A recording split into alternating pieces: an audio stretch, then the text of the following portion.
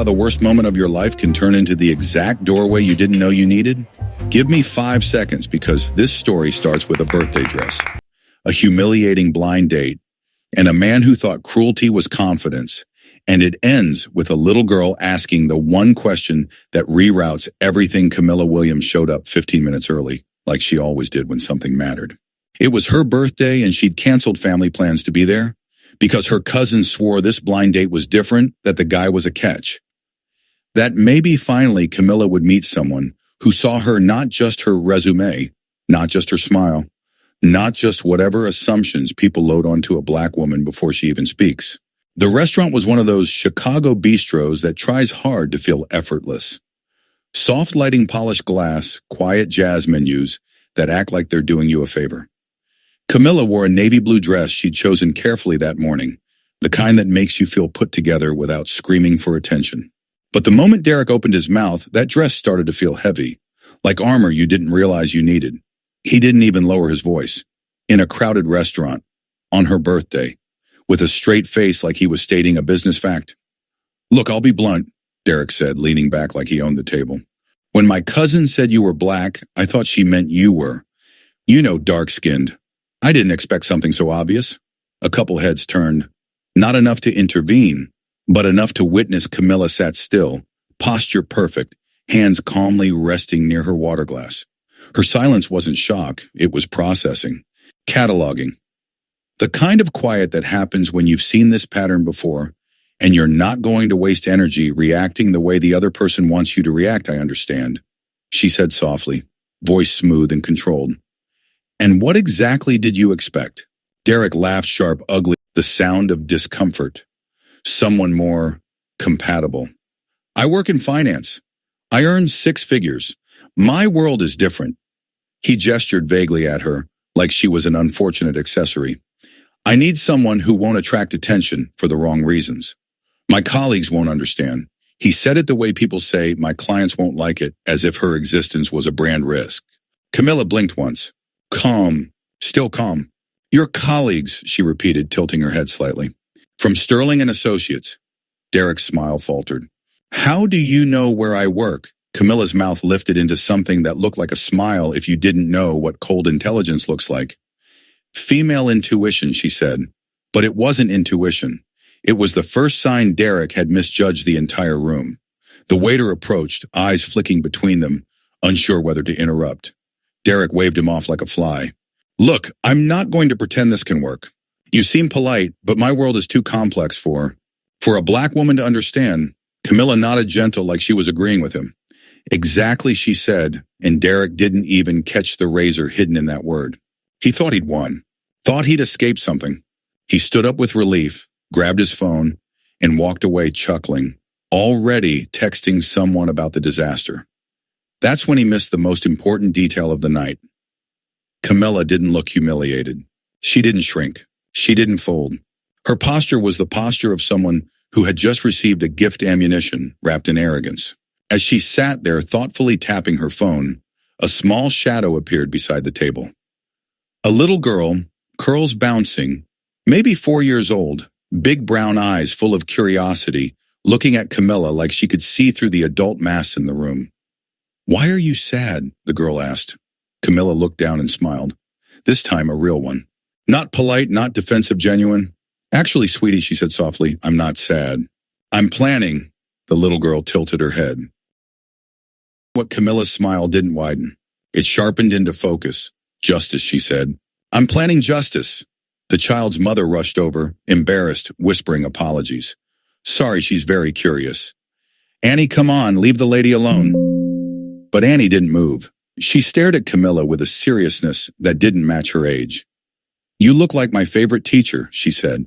"She gets sad sometimes, but she protects us from the mean boys." That sentence hit Camila in a place she kept locked up. Not because it was dramatic, because it was true. The world asked black women to absorb cruelty quietly and still protect everyone else. Camila crouched to Annie's level. "And do you like her?" "Very much," Annie said. "She's the best in the whole world." Then Annie paused like she was making a decision that mattered. "Can you be my new mom?" She asked simply. "My mom lives in heaven now." Annie's father stepped in, mortified. "Annie, you can't ask people that." I'm sorry, her mom passed 6 months ago. Camila rose slowly, eyes soft now, not icy. It's okay, she said gently. I'm honored she thought of me. Annie's father nodded thanks and guided her away, but Annie kept looking back as if she'd just thrown a lifeline and was waiting to see if someone would catch it. Camila sat down again, and that's when she saw Derek's Instagram story pop up. Because men like Derek don't just do harm, they document it like a trophy, a photo of Camila's empty table. Caption, when your cousin says her friend is exotic but forgets to mention she's a lot. High standards. In the comments, his co-workers laughed like digital hyenas. Bro, you always escape these traps. That's why I only date blondes from the club. Every comment, a breadcrumb trail of entitlement and prejudice, tagged with names and companies. Derek thought he was bonding. He was building evidence. What Derek didn't know was that Camila Williams wasn't just a rejected black woman. She had a PhD in behavioral psychology from Harvard, specializing in power dynamics and institutional discrimination, building case studies that connected personal behavior to organizational culture. Sterling and Associates was already in her dataset. Derek had just volunteered himself as the most perfect case example imaginable, a senior employee publicly broadcasting discriminatory language, naming his firm, tagging colleagues, and showing the exact worldview that makes discrimination thrive behind closed doors. On the drive home, Camila called her research assistant. Jessica, it's me. I need Sterling moved to the top of our priority list, and I want everything on a Derek Morrison by tomorrow. Jessica didn't ask why. In their world, because patterns was enough. At home, Camila opened her laptop and did what she did best, quiet surgical research. Derek's profile was a museum of red flags, exclusive parties with not a single black face, check-ins at clubs with discrimination complaints, dog whistle comments on diversity posts. Then she pulled Sterling's internal demographic reports she'd been tracking. The numbers told the bigger story. 5 years, 2% black hires in senior roles, 0 black women in leadership, unusually high turnover among minority employees who didn't fit culture. Camila built spreadsheets like blueprints, connecting dots that executives hoped would stay unconnected.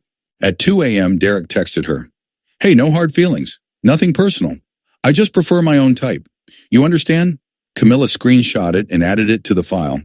Then she replied, calm as a knife, "Sure, Derek, I understand perfectly." Because she did. She understood that he wasn't an exception. He was a symptom with a name tag. The next morning, Derek kept posting like he was invincible office selfie, luxury car parking lot, lunch tags with colleagues. Camila smiled as she saved each one. "Thanks for the contact list," she murmured, because arrogance is basically free intelligence gathering. At 9 a.m., Jessica called. "You won't believe this. Derek isn't just a problem. He's the informal leader of a group inside Sterling they call the Old Boys Network." Camila's fingers paused over the keyboard. "Go on. Private WhatsApp group. 47 members. All white men, ages 28 to 55. They document everything: ratings of female candidates, comments about minority employees, bets on interns, jokes about keeping standards pure. 2 years of screenshots." Camila's face didn't change, but the air around her did. "Send it to my encrypted email," she said. Then almost casually, "Does your source need a better job?" Jessica hesitated. "My cousin in IT, she's only at Sterling for health insurance. Her daughter is autistic. Write down her name," Camila said. "Now, we're going to take care of that too." By 11 hot, Camila sat across from Rebecca Carter at Carter & Associates, Chicago's bulldog of corporate accountability. Rebecca flipped through Camila's dossier and actually laughed, but not because it was funny, because it was devastatingly thorough. "This isn't a one-off discrimination claim," Rebecca said. "This is pattern and practice, hostile work environment. Conspiracy. Depending on what's in those messages, this could be civil RICO." Camila nodded. "That's what I want. Systemic change." Rebecca's smile was pure predator, and the best part, they documented it themselves. Like they wanted to be caught. Derek, still drunk on his own entitlement, texted Camila again. "You seem cool even though you're different. If you want a second chance, I'll show up this time. Maybe we can work something out." Camila screenshot it and forwarded it to Rebecca. "Attachment A," she typed. "Continued harassment." That afternoon, Camila held calls with people Derek didn't know existed in her orbit. Dr. Margaret Washington from the Chicago Board of Trade Compliance Department, James Chun at the State Human Rights Commission, and, because life loves a twist, Annie's father, I'm Dr. Marcus Thompson. He introduced himself, voice steady. Institutional bias. If you need expert testimony, I'm in. Camila paused. Marcus Thompson. Did you write unconscious bias in financial services? Guilty, he said, then laughed. And you're Dr. Camila Williams, who dismantled Peterson's implicit testing methodology. Your Harvard work is required reading in my courses. Small world suddenly even smaller. Derek posted a LinkedIn article that same night titled, Maintaining Professional Standards in Modern Workplace Diversity, essentially a polished tantrum arguing that forced diversity lowers quality. Sterling employees liked it. Commented, dog whistles disguised as business insight. Rebecca texted Camila, he's making this too easy. Camila didn't celebrate yet. She knew men like Derek don't collapse from one punch. They collapse when the full structure of their protection gets exposed. The next morning, while Derek grabbed his third coffee and showed his buddies Camila's polite, hope you have a good day, text like it was proof she was desperate, Rebecca Carter walked into the Illinois Department of Human Rights with an envelope thick enough to change careers. At 10:30, regulators started pulling Sterling's licensing and demographic filings. At noon, the IRS opened a review into Sterling's diversity hiring tax credits because the math didn't match the claims. And at 12:47 p.m., an agent stepped onto the trading floor and said the words that freeze a room. Derek Morrison, we need to speak with you. The office went silent. Derek's face drained. He tried to laugh it off. There must be some mistake. The agent didn't blink. No mistake. We have documented evidence of discriminatory practices and conspiracy to deny equal opportunity. His friend slid away like he was radioactive. By 2 p.m., the Chicago Tribune article went live. Sterling and Associates exposed inside the Old Boys Network. Screenshots, names, Derek's LinkedIn manifesto. Former employee testimony. It wasn't gossip, it was documentation. Family, exes, old classmates, clients. At 3:15, Sterling's CEO called him in. Fury barely contained. Effective immediately, you're terminated. Security will escort you out. Derek stammered. But I can explain, the CEO cut him off. Explain what? That you cost us 12 major clients in 4 hours? That the IRS is auditing us because your group was committing fraud with diversity credits? Get out. The elevator ride down felt like a coffin. On the way out, a black security guard, someone Derek had probably ignored for years, professionally escorted him like any other terminated employee. As the doors closed, Derek's phone buzzed one final time. Camila. By the way, I'm Dr. Camila Williams, Harvard, PhD. My research on Sterling will be published next month. Thank you for being such a perfect case study. Derek's hands shook as he Googled her and saw paper after paper, TED Talks, congressional testimony. The woman he treated like disposable was an expert designed by the universe to dismantle men exactly like him. Sterling offered a massive settlement within days, implemented new leadership requirements, bias audits, and scholarship funds. But the real twist, the part that made Camila's throat tighten every time, was what happened outside the courtroom. Marcus stayed in her life, not as a case connection, but as a partner who understood her mission without trying to control it. Annie kept showing up too, small voice, huge heart, seeing Camila the way adults failed to, as safe, as strong, as love. 6 months later, Camila sat in that same restaurant again, but the energy was different. No armor dress.